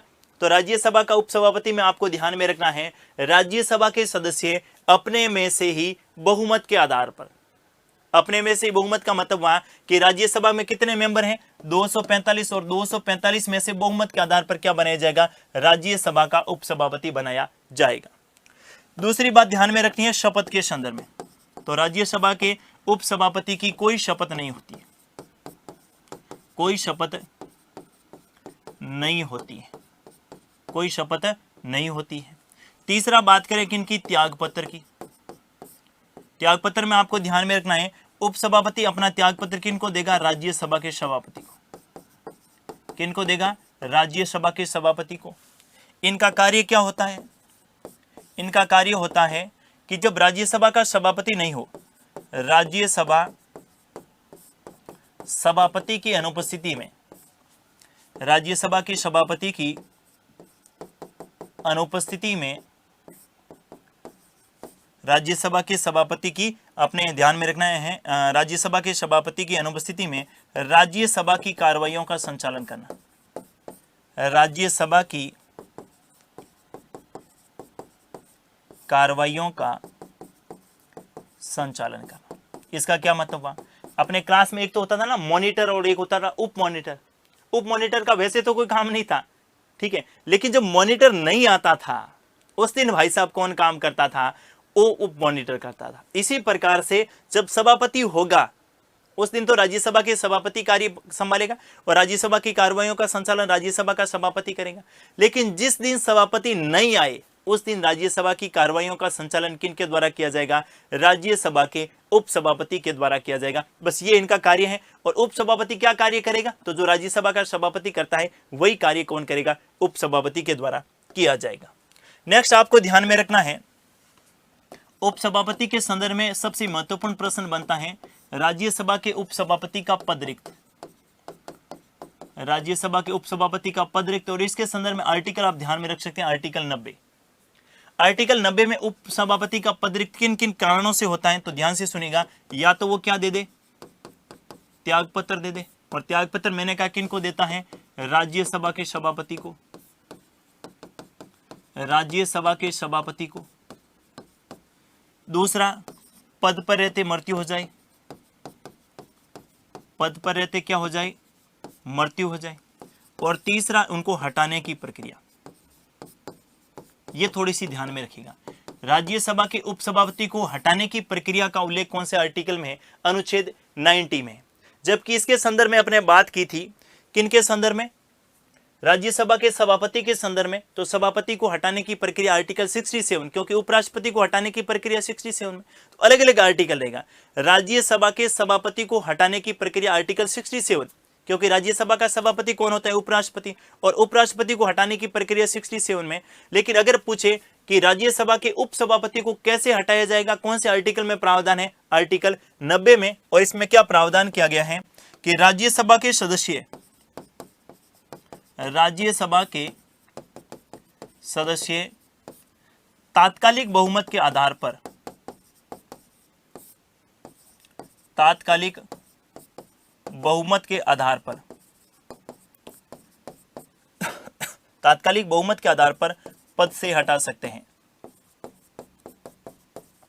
तात्कालिक बहुमत के आधार पर पद से हटा सकते हैं। ये बात आपको ध्यान में रखनी है। ये थोड़ा सा महत्वपूर्ण रहेगा। कौन सा बिंदु? तीसरा वाला, कि राज्यसभा के उपसभापति को हटाने के संदर्भ में जो है ये क्या प्रक्रिया रहती है? आर्टिकल कौन सा ध्यान में रखेंगे? आर्टिकल 90। जबकि सभापति के संदर्भ में कौन सा रखेंगे? 67। अब देखिए जरा, राज्यसभा के प्रथम सभापति कौन थे? उपसभापति, है ना। राज्यसभा के प्रथम उपसभापति, राज्यसभा के प्रथम उपसभापति, राज्यसभा के प्रथम उपसभापति भी थे एस.वी. कृष्णमूर्ति। कौन थे? एस.वी. कृष्णमूर्ति। राज्यसभा के प्रथम उपसभापति कौन थे? एस.वी. कृष्णमूर्ति। राज्यसभा के वर्तमान उपसभापति, राज्यसभा के वर्तमान उपसभापति। अब देखिए, राज्यसभा के वर्तमान उपसभापति के संदर्भ में बात करें तो यहां पर आपको ध्यान में रखना है कि हरिवंश नारायण कौन है। लेकिन ये एग्जाम से पहले एक बार क्रॉस चेक जरूर करके जाइएगा, कि हो सकता है अपने एग्जाम से पहले परिवर्तन हो जाए। तो वर्तमान में कौन है? हरिवंश नारायण, हरिवंश नारायण। और महिला के संदर्भ में आप थोड़ा सा ध्यान में रख सकते हैं, राज्यसभा में एकमात्र महिला उपसभापति रही थी, राज्यसभा में महिला उपसभापति, महिला उपसभापति। और कौन रही थी? नजमा हेपतुल्ला। क्या ध्यान में रखेंगे? नजमा हेपतुल्ला, नजमा हेपतुल्ला। ये आपका हो गया कौन सा? राज्यसभा का उपसभापति। क्लियर है बात? राज्यसभा का उपसभापति राज्यसभा का सदस्य होगा। राज्यसभा के सदस्य अपने में से ही बहुमत के आधार पर राज्यसभा के उपसभापति को चुनते हैं। इसकी कोई शपथ नहीं होती है। ये अपना त्यागपत्र राज्यसभा के सभापति को सौंपता है। ठीक है, या तो इनका कार्यकाल पूरा हो जाए, ये और एक ध्यान में रख सकना है। और ये वाला बिंदु भी महत्वपूर्ण हो सकता है, या तो जब इनका कार्यकाल पूरा हो जाएगा, क्या हो जाए? जब कार्यकाल पूर्ण हो जाए तभी जो है पद त्यागना पड़ेगा। कार्यकाल पूर्ण हो जाए, क्योंकि राज्यसभा के सदस्यों का कार्यकाल तय है ना 6 वर्ष। तो 4 कंडीशन, या तो कार्यकाल पूर्ण हो जाए, या त्यागपत्र दे दे, या पद पर रहते मृत्यु हो जाए, और या पद से हटाने। और पद से हटाने में भी कौन सा बहुमत ध्यान में रखेंगे? तात्कालिक सदस्य संख्या का बहुमत। और प्रथम कौन थे? एस.वी. कृष्णमूर्ति। वर्तमान में कौन है? हरिवंश नारायण। और महिला कौन रही थी? नजमा हेपतुल्ला। नेक्स्ट आपको ध्यान में रखना है राज्यसभा में सदन का नेता, राज्यसभा में सदन का नेता। अब देखिए जरा, राज्यसभा में सदन का नेता कौन होगा? तो ध्यान से सुनिएगा, सत्ताधारी पार्टी के, कौन सी पार्टी के? सत्ताधारी पार्टी के सत्ताधारी पार्टी के किसी वरिष्ठ सदस्य को राज्यसभा में नेता सत्तापक्ष बनाया जाता है। नेता सत्तापक्ष बोल दें या इसको अपन क्या बोल सकते हैं, सदन का नेता। सदन का नेता बनाया जाता है जो राज्यसभा का सदस्य हो, जो राज्यसभा का क्या हो, सदस्य हो, राज्यसभा का सदस्य हो। बड़ी अच्छी बात यहां पर ध्यान में आपको ये रखनी है। आप सभी को पता है कि सरकार तो उसी राजनीतिक दल की बनेगी जिसका लोकसभा में बहुमत होता है, ठीक है। तो लोकसभा में तो यहां पर आपको यह ध्यान में रखनी है, नेता सत्तापक्ष जो कौन होगा, लोकसभा में नेता सत्तापक्ष कौन होगा और राज्यसभा में नेता सत्तापक्ष कौन होगा। इसके संदर्भ में एक बात आप ये क्लियर करिएगा, प्रधानमंत्री जिस सदन का नेता होगा, प्रधानमंत्री जिस सदन का नेता होगा उस सदन में नेता सत्तापक्ष भी प्रधानमंत्री होगा, ठीक है। अगर प्रधानमंत्री लोकसभा का मेंबर भी बन सकता है और राज्यसभा, ध्यान से सुनिएगा, प्रधानमंत्री बनने के लिए जरूरी नहीं है लोकसभा का सदस्य हो, राज्यसभा का सदस्य भी प्रधानमंत्री बन सकता है। और मनमोहन सिंह जी जब 2 बार प्रधानमंत्री रहे थे तो दोनों बार वो राज्यसभा के मेंबर थे असम से। तो प्रधानमंत्री बनने के लिए लोकसभा का सदस्य होना जरूरी नहीं है, राज्यसभा का सदस्य भी प्रधानमंत्री बन सकता है, पर शर्त यह है कि बहुमत प्राप्त दल का क्या होना चाहिए, नेता होना चाहिए। यहां पर ध्यान में क्या रखना है, प्रधानमंत्री जिस सदन का नेता होगा उस सदन में नेता सत्तापक्ष भी कौन होगा, प्रधानमंत्री होगा। लेकिन प्रधानमंत्री अगर लोकसभा का मेंबर है, ऐसी स्थिति में सत्ताधारी पार्टी के किसी वरिष्ठ सदस्य को क्या बनाया जाएगा, राज्यसभा में नेता सत्तापक्ष बनाया जाएगा जो राज्यसभा का सदस्य हो। लेकिन अगर प्रधानमंत्री स्वयं राज्यसभा सदस्य हैं, प्रधानमंत्री स्वयं राज्यसभा के सदस्य हैं, तो नेता सत्तापक्ष भी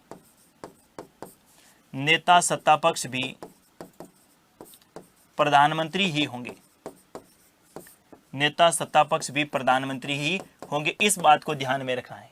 जैसे मनमोहन सिंह जब देश के प्रधानमंत्री थे तो नेता सत्तापक्ष राज्यसभा में कौन थे, मनमोहन सिंह। वर्तमान में नरेंद्र मोदी जी प्रधानमंत्री हैं और वो लोकसभा के मेंबर हैं, तो वो लोकसभा में नेता सत्तापक्ष हुए। यहां पर बात करें तो मैंने कहा अगर प्रधानमंत्री स्वयं राज्यसभा के मेंबर हैं तो नेता सत्तापक्ष स्वयं कौन होंगे, प्रधानमंत्री होंगे। लेकिन अगर प्रधानमंत्री लोकसभा के मेंबर हैं तो सत्ताधारी पार्टी के किसी वरिष्ठ सदस्य को राज्यसभा में क्या बनाया जाएगा, नेता सत्तापक्ष बनाया जाएगा। इस बात को आपको ध्यान में रखना है। लेकिन अगर प्रधानमंत्री स्वयं है तो कौन होगा, स्वयं होगा। अब देखिए जरा, प्रथम नेता सत्तापक्ष कौन थे, राज्यसभा में प्रथम नेता सत्तापक्ष, राज्यसभा में प्रथम नेता सत्तापक्ष क्या ध्यान में रखेंगे, गोपाल स्वामी अयंगर। गोपाल स्वामी अयंगर, नाम याद आया गोपाल स्वामी अयंगर का।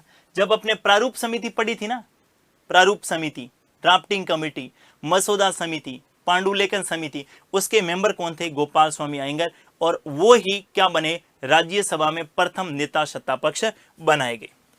वर्तमान की बात करें तो वर्तमान में आप ध्यान में रखना है कि वर्तमान में थावरचंद गहलोत जी थे, लेकिन हाल ही में थावरचंद गहलोत जी को राज्य का राज्यपाल बना दिया गया, तो इस कारण से उनके मंत्री पद रिक्त हो गया। राज्यसभा का जो मेंबर थे वो भी उनको हटा दिया गया, अर्थात अब जो है थावरचंद गहलोत जी नहीं है। तो वर्तमान में कौन है ये आप तय कर लेना एग्जाम से पूर्व। अभी तक किसी को भी राज्यसभा में नेता सत्तापक्ष नहीं बनाया गया।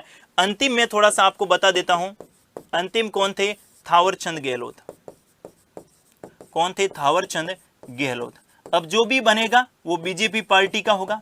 कौन सी पार्टी का, बीजेपी, क्योंकि मैंने क्या लिखा है, सत्ताधारी पार्टी का। कौन सी पार्टी का होगा, सत्ताधारी पार्टी का होगा। और जब सत्ताधारी पार्टी का होगा इसका मतलब सत्ताधारी पार्टी तो कौन सी है, बीजेपी है। इसको आप ध्यान में रखें। तो क्लियर है, नेता सत्तापक्ष या जिसे अपन सदन का नेता कहते हैं, ये सत्ताधारी पार्टी का होगा। लेकिन अगर प्रधानमंत्री स्वयं राज्यसभा के मेंबर हैं तो प्रधानमंत्री होंगे। अगर प्रधानमंत्री लोकसभा के मेंबर हैं तो राज्यसभा के किसी वरिष्ठ सदस्यों को क्या बनाया जाएगा, नेता सत्तापक्ष बनाया जाएगा। अगला आपको ध्यान में रखना है, राज्यसभा में विपक्ष का नेता। राज्यसभा में विपक्ष का नेता, या जिसे अपन क्या कहें, नेता प्रतिपक्ष, नेता प्रतिपक्ष। राज्यसभा में विपक्ष का नेता, या मैं क्या कहूं, नेता प्रतिपक्ष। अब देखिए जरा, राज्यसभा में विपक्ष का नेता, नेता प्रतिपक्ष बनने के लिए एक शर्त है। पहली शर्त क्या है, राज्यसभा में विपक्षी पार्टी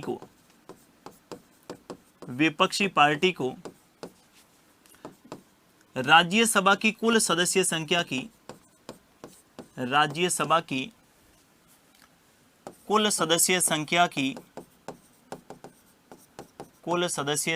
की 10% सीटें प्राप्त करना अनिवार्य होगा। 10% सीटें प्राप्त करना क्या होगा, अनिवार्य होगा। अब देखिए जरा, अगर विपक्षी पार्टी का विपक्षी नेता बनना है तो 245 मेंबर हैं वर्तमान में, और 245 का 10% कितने हो गए, 25। जिस भी राजनीतिक दल को 25 सीटें मिलेगी राज्यसभा में, सत्ताधारी पार्टी के अलावा, सत्ताधारी पार्टी कौन सी है, बीजेपी, बीजेपी के अलावा जिस भी राजनीतिक दल को 25 या 25 से अधिक सीटें मिलेगी, उसी पार्टी के किसी राज्यसभा के जो मेंबर है उसको क्या बनाया जाएगा, नेता प्रतिपक्ष, या जिसे मैं क्या कहूं, विपक्ष का नेता बनाया जाएगा। ध्यान से सुनिएगा, ये अच्छा प्रश्न हो सकता है राज्यसभा के संदर्भ में, लोकसभा के संदर्भ में, विधानसभा के संदर्भ में और विधान परिषद के संदर्भ में। नेता प्रतिपक्ष बनने के लिए कुल सदस्य संख्या की 10% सीटें प्राप्त करना अनिवार्य होता है, और 10% का मतलब है कि यहां पर 245 सीटें हैं और 245 का 10% कितना हो गया, 25 सीटें। आप कहेंगे कि ऐसे दो राजनीतिक दल हो गए जिनको बराबर दोनों को 25-25 मिली है, जो सत्ताधारी पार्टी के अलावा। भाई देख लेते हैं, ये बीजेपी का है तो नेता सत्तापक्ष बीजेपी का तो बनेगा नहीं, बीजेपी के अलावा जो भी विपक्षी पार्टी है बीजेपी की, उनका बनेगा। लेकिन आपके मन में प्रश्न आ जाते हैं ऐसे, है ना, कि सर ऐसा नहीं हो, ऐसा हो तो, यानी विपक्षी पार्टी जैसे मान लेते हैं, एक तो कांग्रेस और दूसरा कौन सा, तृणमूल कांग्रेस, दोनों विपक्षी पार्टी हैं, और मान लेते हैं दोनों को जो है 26-26 सीटें मिल गई राज्यसभा, कम से कम 25 चाहिए लेकिन 26-26 मिल गई। अब किसका नेता प्रतिपक्ष बनेगा, हाँ, पहली कंडीशन।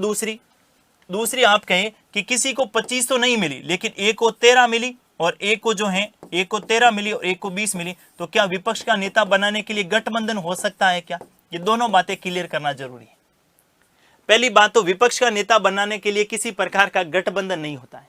सरकार बनाने के लिए गठबंधन हो सकता है, लेकिन विपक्ष का नेता बनने के लिए कभी गठबंधन नहीं होगा। पहली बात तो आप ये ध्यान में रखेंगे। दूसरी बात, आप कहें कि अगर विपक्षी नेता बनाने के लिए दो विपक्षी राजनीतिक पार्टियों को बराबर सीटें प्राप्त हो जाए, ऐसी स्थिति में कौन सी पार्टी का विपक्ष का नेता बनेगा? तो जिस पार्टी को पहले मान्यता मिली है, जिस राजनीतिक दल को पहले मान्यता मिली है, उसी राजनीतिक दल का क्या बनाया जाएगा? नेता प्रतिपक्ष बनाया जाएगा। यह भी अच्छा प्रश्न हो सकता है, इसको भी आपको ध्यान में रखना है। लेकिन यह जरूर ध्यान में रखिएगा, नेता प्रतिपक्ष बनने के लिए 10% सीटें विपक्षी पार्टी को प्राप्त करना अनिवार्य होती हैं, और 10% का मतलब 25 सीटें। प्रश्न पूछ सकते हैं कि राज्यसभा में नेता प्रतिपक्ष या विपक्ष का नेता बनने के लिए किसी भी राजनीतिक दल को कितनी सीट प्राप्त करना अनिवार्य है? या तो विकल्प में 10% होगा या फिर 25 होगा। ये न्यूनतम है, अधिकतम कितनी भी हो सकती है। प्रथम नेता प्रतिपक्ष, प्रथम नेता प्रतिपक्ष राज्यसभा की बात करें, और राज्यसभा में प्रथम नेता प्रतिपक्ष बनाए गए थे श्यामानंदन मिश्र को। किसको बनाए गए थे? श्यामानंदन मिश्र को। आप कहेंगे वर्तमान में कौन है? तो वर्तमान में फिलहाल कोई भी नहीं है, वर्तमान में फिलहाल कोई भी नहीं है, लेकिन अंतिम आप ध्यान में रख सकते हैं, अंतिम नेता प्रतिपक्ष। अंतिम नेता प्रतिपक्ष में आप ध्यान में रखेंगे कौन है? गुलाब नबी आजाद। गुलाब नबी आजाद जो हैं, ये अंतिम जो क्या थे? राज्यसभा में नेता प्रतिपक्ष। लेकिन जैसे इनका कार्यकाल 6 वर्ष पूर्ण हुआ, ठीक है, तो जब राज्यसभा के मेंबर ही नहीं रहे तो नेता प्रतिपक्ष नहीं रहे। अब दूसरा अच्छा प्रश्न ये पूछा जा सकता है कि राज्यसभा में या नेता प्रतिपक्ष को मान्यता कब मिली? सबके संदर्भ में नेता प्रतिपक्ष को मान्यता, नेता प्रतिपक्ष को मान्यता, नेता प्रतिपक्ष को मान्यता मिली थी 1969 में। अच्छा प्रश्न हो सकता है, वर्ष ध्यान में रखिएगा 1969। दूसरा प्रश्न ये पूछा जा सकता है कि नेता प्रतिपक्ष को कैबिनेट मंत्री के समान दर्जा कब मिला? कैबिनेट मंत्री के समान दर्जा, नेता प्रतिपक्ष को कैबिनेट मंत्री के समान दर्जा कब मिला? तो आप ध्यान में रखेंगे, नेता प्रतिपक्ष को कैबिनेट मंत्री के समान दर्जा मिला था 1977 में। वर्तमान में जो भी राज्यसभा, जो भी लोकसभा में नेता प्रतिपक्ष होगा, उनको कैबिनेट मंत्री के समान क्या होगा? दर्जा प्राप्त होगा। ये आप ध्यान में रखेंगे, अच्छा प्रश्न पूछा जा सकता है कि कैबिनेट मंत्री को दर्जा कब मिला। आर्टिकल जो कौन सा वर्ष ध्यान में रखेंगे? 1977 ध्यान में रखेंगे। जबकि मान्यता कब मिली? 1969। कैबिनेट मंत्री का मतलब क्या हुआ कि जो सुख सुविधाएं कैबिनेट मंत्री को प्राप्त होगी, वो सुख सुविधाएं विपक्ष के नेता को भी प्राप्त होगी। इस बात को ध्यान में रखना है। दोनों वर्ष प्रथम कौन थे? वर्तमान में कोई है नहीं। अंतिम कौन थे? गुलाम नबी आजाद, जो कौन सी पार्टी के थे? कांग्रेस को। एक दो और बात आपको महत्वपूर्ण ध्यान में रखनी है, और वो कौन सी है? आर्टिकल 91 के संदर्भ में सबसे पहले ध्यान में रखेंगे आर्टिकल 91। क्या लिखा गया आर्टिकल 91 में? आर्टिकल 91 में लिखा गया है, दो बातें ध्यान में रखें। कौन सी? कि जब राज्यसभा का सभापति होगा, राज्यसभा का सभापति, इस समय तो राज्यसभा का सभापति क्या करेगा? राज्यसभा की जो सभापति के रूप में कार्य करेगा। ये नहीं है तो कौन होगा? राज्यसभा का उपसभापति, राज्यसभा का उपसभापति। ठीक है। और राज्यसभा के सभापति के द्वारा, राज्यसभा के सभापति के द्वारा 4-5 सदस्यों का एक पैनल बनाया जाता है। 4-5 सदस्यों का क्या बनाया जाता है? पैनल बनाया जाता है। आपने देखा होगा कई बार कि राज्यसभा के जो कार्य, अपन बात करें राज्यसभा के संदर्भ में जब कार्रवाई चल रही होती है, तो कई बार तो राज्यसभा का सभापति सीट पर होता है, कई बार राज्यसभा का उपसभापति होता है, लेकिन कई बार अलग अलग व्यक्ति बैठे हुए मिलते हैं। वो कौन होते हैं? तो वो एक पैनल होता है। उस पैनल में 4-5 मेंबर होते हैं जो राज्यसभा के सदस्य होते हैं, कि जब भी राज्यसभा का जो सभापति वो नहीं हो, राज्यसभा का उपसभापति नहीं हो, तो राज्यसभा की कार्रवाइयों का संचालन कौन करेगा? ये 4-5 मेंबर करेंगे। अर्थात राज्यसभा की कार्रवाइयों के संचालन हेतु, राज्यसभा के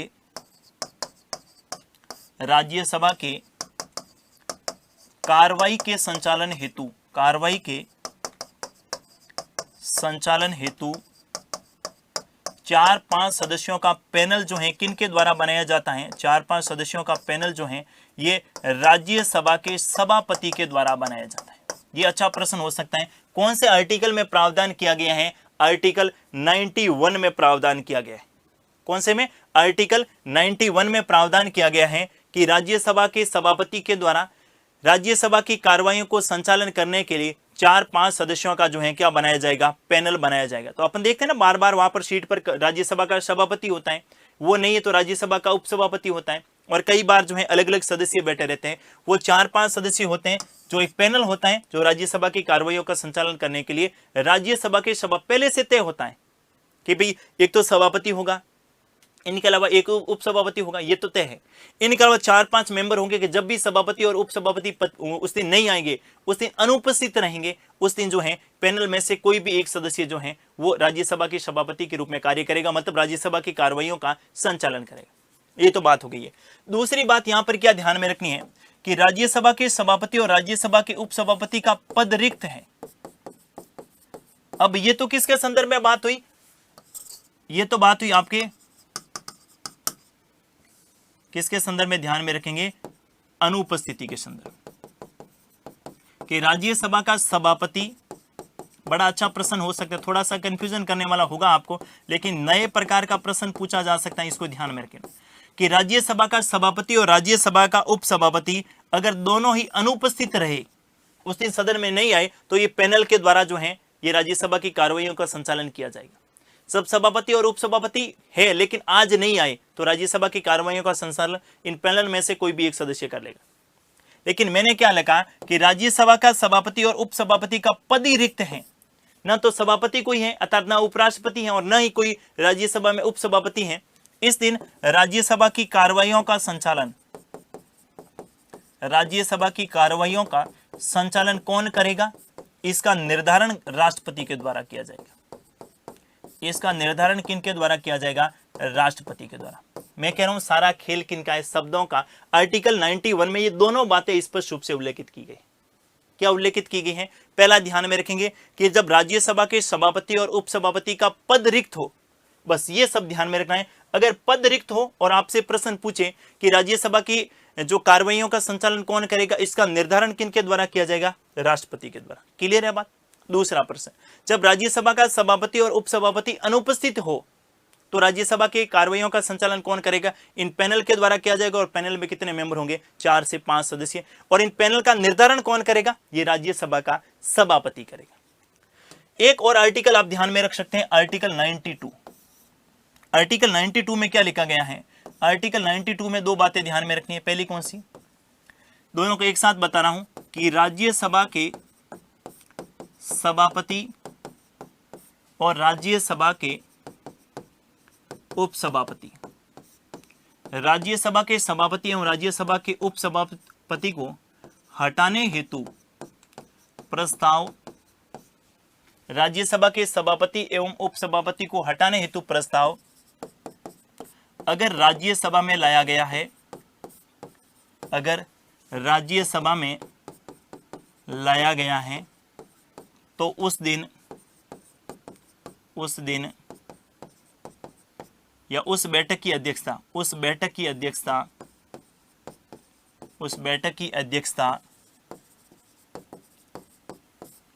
सभापति या उपसभापति नहीं करेंगे। सभापति या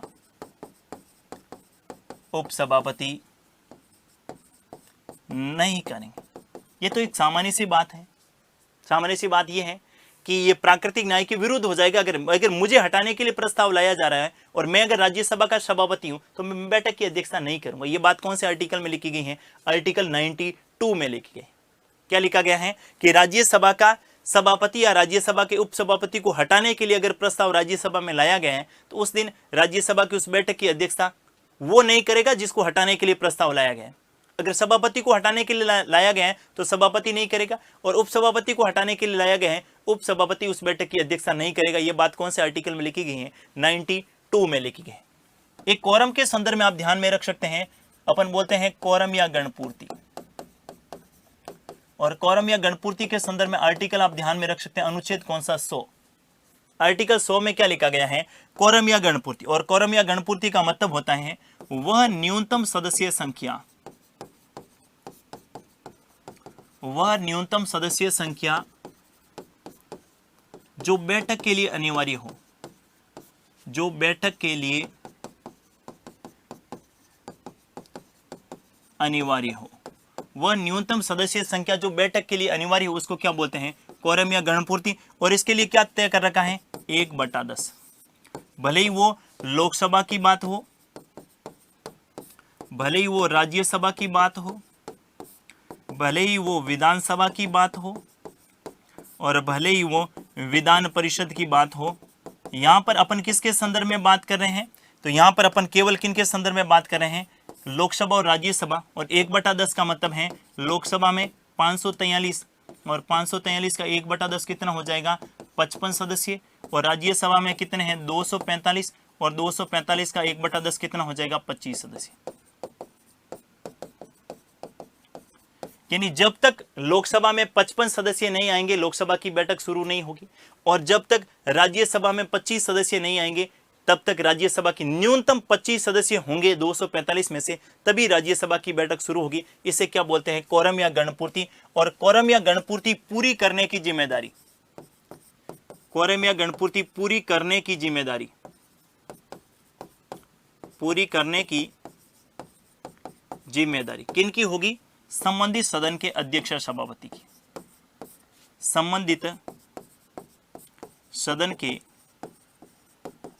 अध्यक्ष या सभापति की, संबंधित सदन के अध्यक्ष या सभापति की। अगर राज्यसभा में कोरम पूरा नहीं हो रहा है तो राज्यसभा का सभापति पूर्ति करेगा, लोकसभा में नहीं हो रहा है तो लोकसभा का कौन करेगा? अध्यक्ष करेगा। यह बात आपको ध्यान में रखनी है। तो ये अपना था राज्यसभा से संबंधित, जिसके बारे में अपने बात की। राज्यसभा का गठन कैसे होता है, राज्यसभा में सदस्यों का चुनाव कैसे होता है, कौन सी राज्यसभा में कहां से कितने सदस्य आते हैं, सदस्यों का निर्धारण किस आधार पर होता है, इनके बाद में राज्यसभा के जो मेंबर है उनका कार्यकाल क्या रहता है, राज्यसभा का विशेषाधिकार क्या होता है, जिसमें आर्टिकल 67 आपको विशेष रूप से ध्यान में रखना है, आर्टिकल 249 ध्यान में रखना है, आर्टिकल 312 ध्यान में रखना है। और इनके बाद में राज्यसभा के पदाधिकारी, जिसमें राज्यसभा में नेता सत्ता पक्ष कौन होता है, इनके अलावा राज्यसभा में नेता प्रतिपक्ष कौन होता है, राज्यसभा का सभापति कौन होता है, राज्यसभा का सभापति क्या कार्य करता है, राज्यसभा का उपसभापति कौन होता है, उपसभापति क्या कार्य करता है, और इनसे संबंधित जो आर्टिकल थे इनके बारे में अपने डिटेल से जाना। और मुझे उम्मीद है कि आपके किसी भी प्रकार के एग्जाम में अगर संसद पार्लियामेंट आपके सिलेबस में दे रखा है तो निश्चित तौर पर आपके लिए बेहद ही महत्वपूर्ण जानकारी है, इनको आपको जरूर ध्यान में रखना है। और साथ में आर्टिकल में भी मैंने नोट करवाए हर जगह। आर्टिकल 100 में कोरम का प्रावधान किया गया है, आर्टिकल 92 महत्वपूर्ण है, और विशेष रूप से आर्टिकल 91 में ये वाला जो कॉन्सेप्ट है दोनों अलग अलग है, इसको जरूर ध्यान में रखना है। इनके साथ 89 के संदर्भ में अपन बात कर ही चुके हैं, किनके लिए, राज्यसभा के सभापति और उपसभापति के संदर्भ में, वो भी आप ध्यान में रख सकते हैं। आर्टिकल 64 भी आप ध्यान में रख सकते हैं, और आर्टिकल 80 तो आपको ध्यान में रखना ही रखना है। तो आर्टिकल 80 से राज्यसभा का काम नहीं चलेगा। आर्टिकल 80 के अलावा और जो भी अनुच्छेद जिसके बारे में अपने राज्यसभा के संदर्भ में बात की है वो भी हमारे लिए बेहद ज्यादा महत्वपूर्ण है, उसको भी आप ध्यान में रखना है। आज के लिए बस इतना ही। पढ़ते रहिए और मुस्कुराते रहिए। Thank you.